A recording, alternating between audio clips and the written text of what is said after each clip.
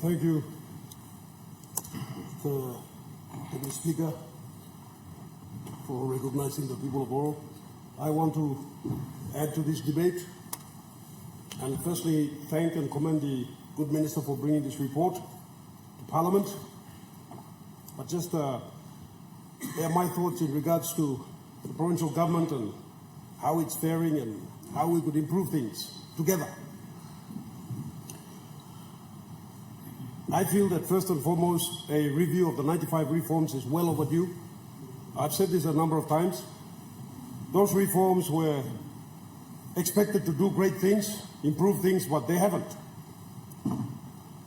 And in many instances, they've created more problems. Whilst they've brought some benefits, and perhaps we should look at retaining these benefits, we should look at the destruction that they've conducted or committed and how we can repair these destructive reforms that were introduced in 1995. I remember before 95, the districts and stations in all our provinces were functioning. They had power, electricity, public servants were in these districts and stations. There was law and order. Districts and stations were functioning with funding coming directly from Waigani. There were extension programs, health, agricultural extension programs.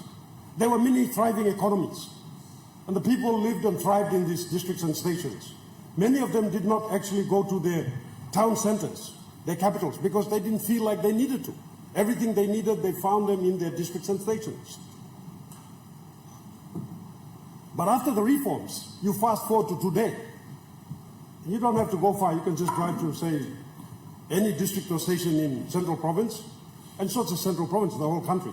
But I'm using this as an example for the purposes of demonstrating what I'm about to say. And you'll find that these districts and stations are no longer functioning.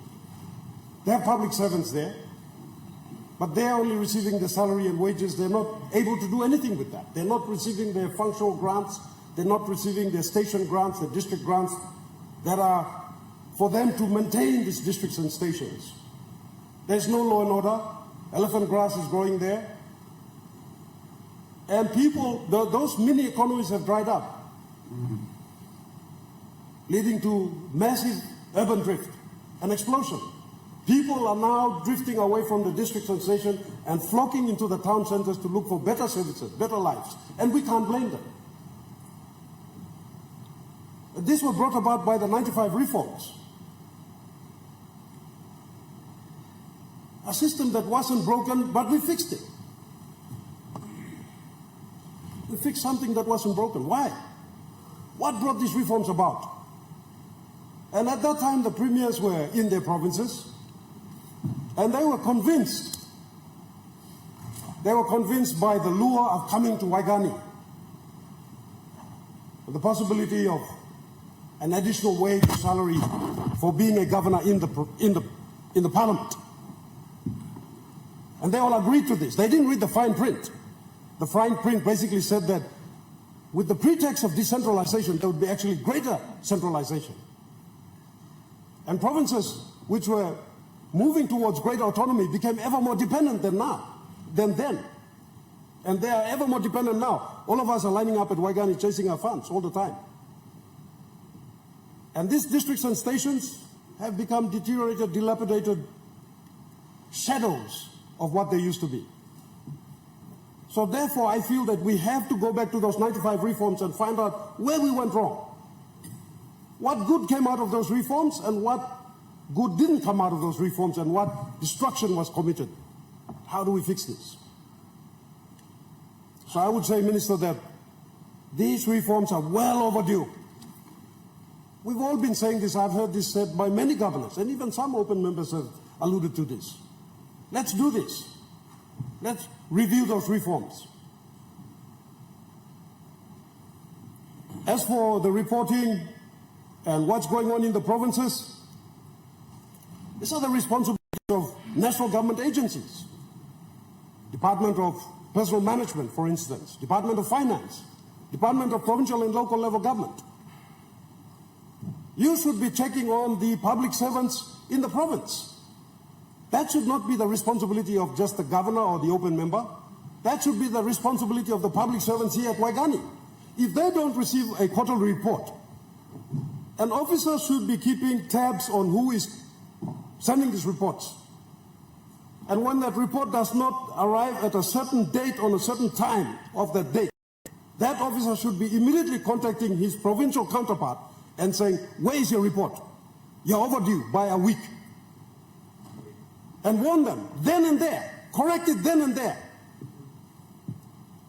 And if funds have been sent to the province, to the districts, then you need to follow those funds and find out what has happened to those funds.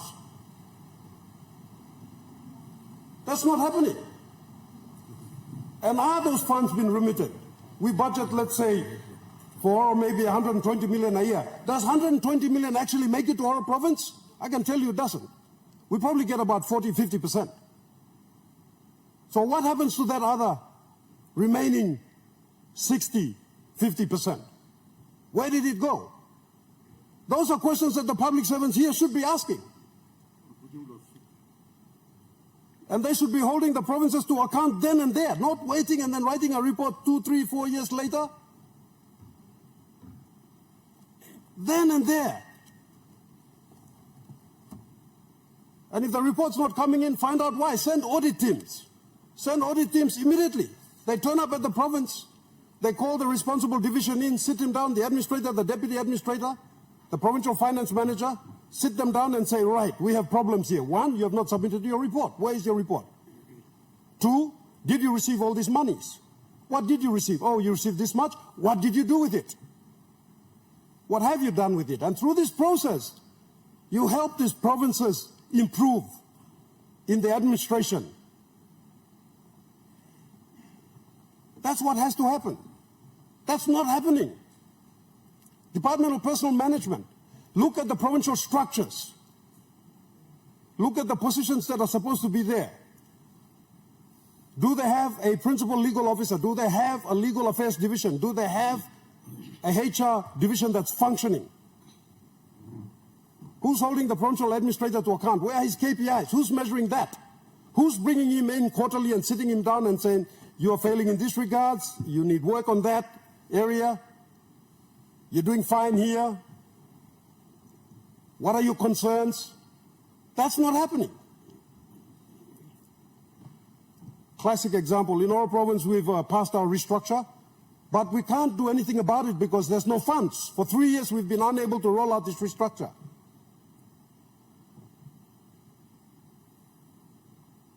So for provinces to function, they need the help of national government. But national government entities, public servants that are responsible, have to do their jobs.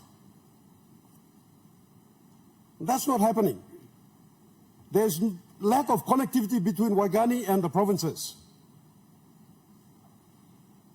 And if the provinces are to function, they should be given their full funds. Give them their full funds.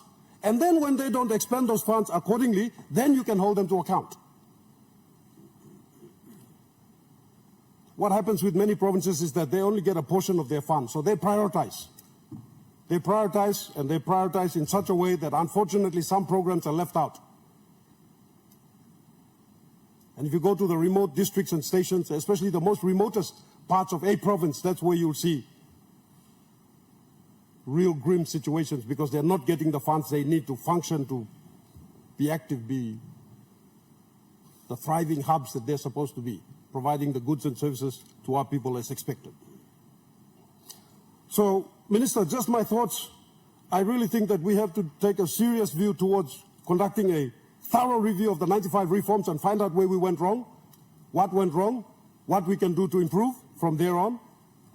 2, the reporting mechanisms.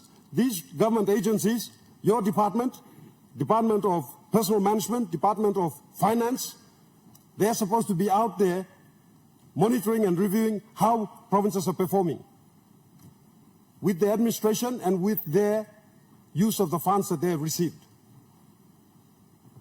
And I think that's the way we will be able to progress collectively as a nation. And I'm all for imposing penalties on provinces that are not performing. But in order to do that, let's get all the funds that are due to these provinces first. I hear questions that were asked by the ECB governor. He's absolutely correct. All provinces have not yet received their functional grants. This is very serious. Midway through the year, the purpose of functional grants is so that we can function. Without functional grants, very difficult to function. I hear the Treasurer state that, yes, there are funds in some provinces. Those funds have been tied to development projects.